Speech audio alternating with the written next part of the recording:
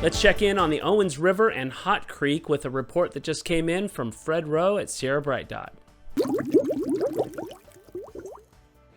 Hello, I'm Fred Rowe from Sierra Bright Dot Fly Fishing Guide Service. I teach, guide, write, and lecture on fly fishing in the Eastern Sierras since 1982. Well, let's get to this week's fly fishing report. Well, let's start with the Upper Owens River. It's starting to see some hatches. The pale morning dun mayfly is starting to hatch, and the fish are starting to respond to it. The big trophy fish are pretty much gone, and the grasshoppers haven't shown up to get some bigger fish coming up. So most of what we're catching are pan-sized 8 to 12 inch wild browns and rainbows. Well, let's go over to Hot Creek. Hot Creek's been tough. It's supposed to be a selective type fishery where there's so many insects of one species hatching that the fish just selectively feed on that one insect, and it just hasn't been fishing that way. I've been finding the fishing this last week to be really tough up there. We're primarily nymphing it, and even at that, we're not ripping fish right and left. I'm averaging 2-3 fish a session up there, which is really slow for Hot Creek at this point in time. So you can fish it, but just be aware, it's fishing a little tough right now. I think this cold front that's come through has messed up the insects a little bit. Or maybe it's lack of water because of the drought that's messing the insects up. Let's head over to Crawley Lake. It's having its own little problems, but it's getting a little bit better. The algae's blooming, and then there's the hatch of, what do you call them? Anyways, I can't remember the name of it. But little guy that everybody hates because once he gets out in the water, the fish gorge on him and they can't feed on him. And so once that's going on, the fishing kind of shuts down.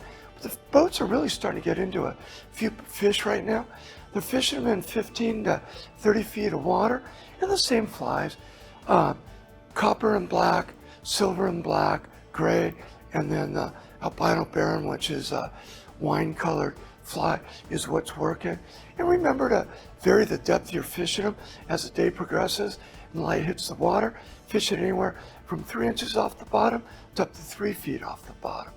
Now, I've been taking the time to fish some of the freestone streams like Rock Creek and Bishop Creek, and I gotta say, that's where I've been doing my best fishing right now. Those creeks produce opportunistic fishing. Fish your favorite dry fly up there, which for me is an elk hair caddis or an Adam's parachute. Fish it with a dropper underneath like a gold-ribbed hare's ear, and we're catching rainbows, browns, and brook trout. And so that's been really fun. Over the lower Owens River, it's up to 225 CFS, and we're fishing that fairly well. Got to work it down deep, got to be careful wading. 225 is wadeable, but it's starting to approach that upper end. You want to be careful with what you're doing out there wading. We're fishing hare's ears and beadhead flashback pheasant tails down on the bottom, not really seeing much in the way of any hatches. I've seen a few small mayflies in the blue and olive version, size 20.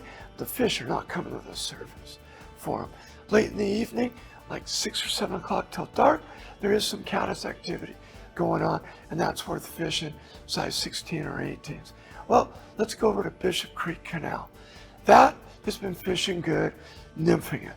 And I like using my Euro nymph rod over there, and I'm fishing stoner nymphs and green and gold wire prince nymphs in there, and catching the wild browns up to 14 inches, and that's been fishing great.